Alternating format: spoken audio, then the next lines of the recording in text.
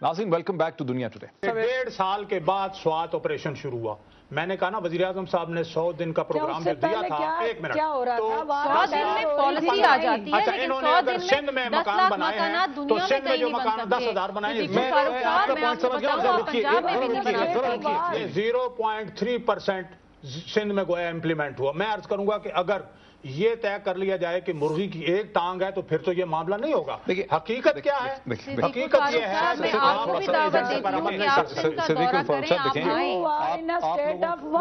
Routine हालात नहीं है। मुझे लगता है आपने कि सिर्फ सुनने के लिए बुलाया। मैं आपकी तरफ जा रहा हूँ हुजूर। ये तो आपका देखें ये आप लोगों का ये कहना तो सही नहीं होगा कि हुकूमत की कोई अचीवमेंट्स नहीं है।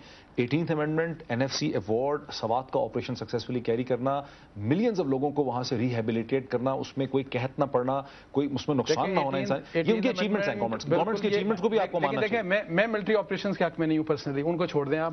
बाकी जो ऑपरेशनली उसको मैनेज तो किया ना, कल वज़ीर आज़म ने इसका इशारा दिया कि छोड़ देना। मैं उसके हक में ही नहीं हूं, मैं उसके हक में ही नहीं हूं। अपने लोगों के ऊपर आप नजर है ना, नहीं वही ना। 18वीं मैं अपनी बात करूं। अब मेरी छोटी सी एक बात, छोटी सी देखें, ये जो सारी बातें हो रही है ना, देखें आप एक दो काम आपने बड़े अच्छे किए और सारी एक कलेक्टिव एक लोगों ने काम किए, पूरी पार्लियामेंट ने काम किए, NFC में भी पूरे मुल्क के तमाम हेड कर रहा था। ठीक है नहीं आपको ठीक है, आपको ज्यादा ठीक कह रही है गवर्नमेंट को। देखें ना गवर्नमेंट ने यही कह रहा हूं, आप 18th अमेंडमेंट मैं कह रहा हूं, मैं यही कह रहा हूं। इसमें मुझे ये बताएं कि आपको गुड गवर्नेंस लाने में क्या प्रॉब्लम है, आपको करप्शन को रोकने में क्या प्रॉब्लम है।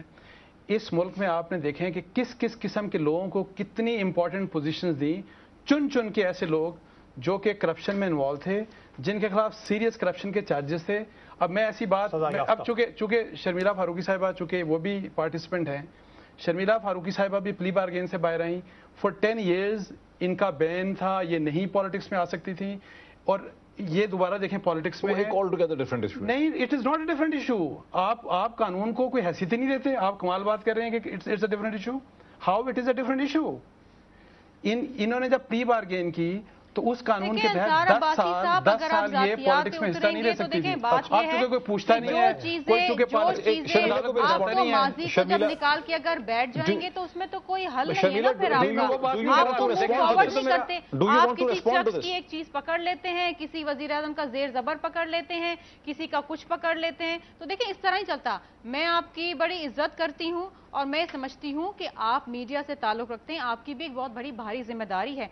आज अगर मुल्क में जमहूरियत को पनपना है तो आज मीडिया एक चौथा पांचवा सतून जरूर है, एक ट्रॉयका है फंडामेंटल्स का, लेकिन आज मीडिया की बड़ी भारी जिम्मेदारी है। आज जो कुछ हुआ है, ये जो भौचाल आया, ये क्या हुआ है? ये मीडिया पे जराए से खबरें चलती रहीं। उसके बाद क्या हुआ कि आज जब अदलिया ने बुलाया मीडिया के लोगों को तो उन्होंने कहा जी हम नहीं बता सकते।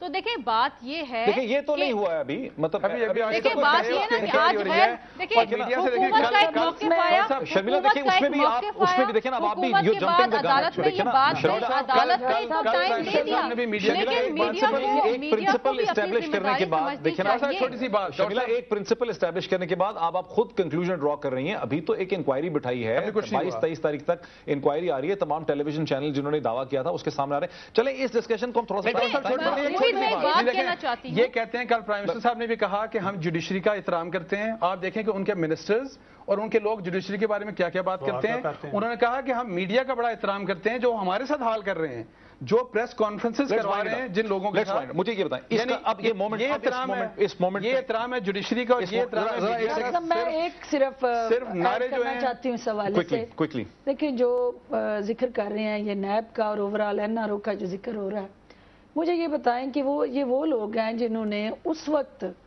मुशर्रफ भाई इस्लाम नहीं हुए, जो मुशर्रफ भाई इस्लाम हुए थे वो जेलों से आके वजीर बना दिए गए थे।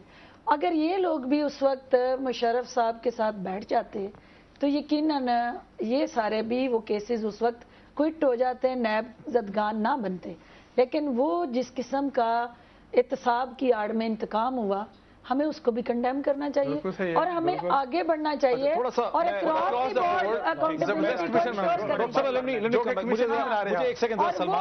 अपोजिशन के बगैर हम कैसे, हम वापस आए जरा टॉपिक पे, इसको कंक्लूड करते हैं। सलमान, ये जो मोमेंट है ये आपको कैसा लग रहा है जब वजीर आजम ये कहते हैं कि मैं जजेस के साथ जुडिशरी से बात करने के लिए तैयार हूं, उससे और गलतफहमियां पैदा होती हैं, पर आप क्या समझते हैं सूरत हाल कहां जा रही है? देखिए जी, رابطہ تو ہوا ہے وزیر اعظم صاحب کا پہلے بھی. آپ کو یاد ہوگا کہ وہ عشائیے میں چلے گئے تھے جو سپریم کورٹ میں منعقد ہوا تھا. سو یہ ایک انہونی بات نہیں ہے. اگر ایک ذاتی لیول پہ غیر عدالتی کسی معاملے کے حوالے سے کوئی شک ہو, کوئی شبہ ہو, کوئی ابہام ہو, تو اس کو دور کیا جا سکتا ہے ایک ملاقات کے ذریعے, وہ بالواسطہ ہو یا بلا واسطہ ہو. اگر ہم تاریخ پہ مختلف ممالک کی تاریخ پہ نظر دوڑائیں تو ایسا ہوتا ہے. پریزیڈنٹ آئزن ہاور ملنے چلے گئے تھے چیف جسٹس وارن برگر کو کورین وار کے درمیان, جب وہ نیشنلائز کرنا چاہتے تھے اسٹیل انڈسٹری کو امریکہ میں. سو یہ ایک نظیر مل سکتی ہے, لیکن اس کا مقصد یہ نہیں ہوتا کہ عدالت میں چلتے ہوئے کسی معاملے پہ اثر انداز ہوا جائے. بالکل نہیں. وہ ایک عمومی فضا جو ہے اس کے حوالے سے تاکہ فیصلے کے اوپر امپلیمنٹیشن نہ ہو. یہ جو کنٹروورسی چل پڑی, یہ جو ججز نوٹیفیکیشن کے حوالے سے 3-4 دن سے جو کنٹروورسی چل پڑی, یہ اب آپ کو ریزالو ہوتے نظر آتی ہے یا اب یہ مسئلہ چلے گا؟ میرا تو خیال ہے یہ ریزالو ہو جانا چاہیے معاملہ, اور یہ بالکل بات اس طرح نہیں ہے جیسے انصار عباسی صاحب نے کہا تھا کہ NRO پہ امپلیمنٹیشن نہ ہو. اس میں تو میں سمجھتا ہوں عدلیہ کی تصدیق کا ایک عنصر موجود ہے. عدلیہ کسی ملاقات کے حوالے سے اپنی جو قانونی پوزیشن ہے اس سے پیچھے نہیں ہٹے گی. عدلیہ کا واضح موقف ہے قانونی معاملات کے حوالے سے, انتظامی امور کے حوالے سے گفتگو ہو سکتی ہے, عدالتی امور کے حوالے سے نہیں.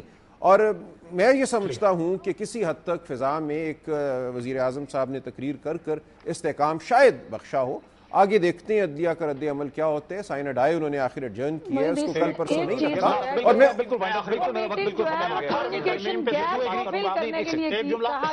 یو ایگری کہ پرائم منسٹر نے ایک دوبارہ اسٹیبلٹی امپورٹ کر دی ہے سسٹم کو اپنی اسپیچ کے ذریعے؟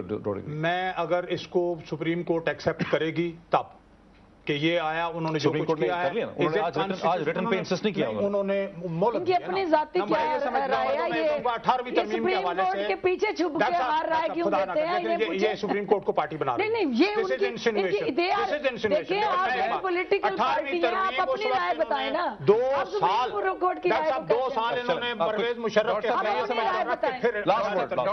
رائے بتائیں. میں یہ سمجھتا ہوں کہ اگر پرائم منسٹر صاحب یہ چاہتے ہیں کہ ان کے اوپر لوگوں کا فیتھ ہو, اعتبار ہو, تو وہ اپنے جو منسٹرز ہیں ان کو کہیں کہ آپ نے عدلیہ کے بارے میں کوئی غلط بات نہیں کرنی. جو نازیبا الفاظ اور جس قسم کا آپ ایگریشن دکھاتے ہیں اس ایگریشن سے پیچھے آ جائیں اور آپ ان کے فیصلوں کے اوپر عمل درآمد کر لیں تو سب آپ کے اوپر ایک ٹرسٹ ہے. انصار ہمارا وقت ہے بالکل ختم ہو گیا. لیکن اس کے لیے عدلیہ کو بھی امپارشل اپنا بیہیویئر یہ اب ایک الگ بحث ہے, یہ ایک الگ بحث ہے, یہ ایک لمبی بحث ہے, یہ ایک الگ سے بحث ہے. ڈاکٹر صاحب وقت ہمارا پلیز, وقت ہمارا ڈاکٹر صاحب وقت ہمارا ڈاکٹر صاحب وقت ہمارا بالکل ختم ہو گیا. ڈاکٹر فردوس عاشق ایوان صاحبہ آپ کا, صدیق الفاروق صاحب آپ کا, انصار عباسی صاحب کا, سلمان اکرم رارا صاحب کا لاہور سے, اور شمیلہ فاروقی صاحبہ کا کراچی سے ہمیں جوائن کرنے کا بہت شکریہ. ناظرین, یہ ساری بحث کو, جو آج کے حقائق ہیں, جو ڈیولپمنٹس ہیں, ان کو دیکھ کے یہ کہا جا سکتا ہے کہ وزیر اعظم پاکستان یوسف رضا گیلانی صاحب کی اسپیچ کتنی ہم اس کو تنقید کیوں نہ کر لیں, بہرحال اس اسپیچ نے پولیٹیکل سسٹم کے اندر ایک بار پھر کسی حد تک اسٹیبلٹی پیدا کی ہے. لیکن ضرورت اس چیز کی ہے کہ وزیر اعظم جب خود کہتے ہیں کہ ان کی بات کا اعتبار نہیں کیا گیا, کہ وزیر اعظم آنے والے دنوں میں, آنے والے ہفتوں کے اندر ایسے اقدامات کریں جس کے ذریعے وزیر اعظم کے آفس کا, وزیر اعظم کے کال کا اور زیادہ جو ٹرسٹ ہے وہ برقرار ہو سکے اور بحال ہو سکے. دیکھتے رہیے بہتر سے بہتر تجزیے کے لیے دنیا ٹوڈے. بہت شکریہ.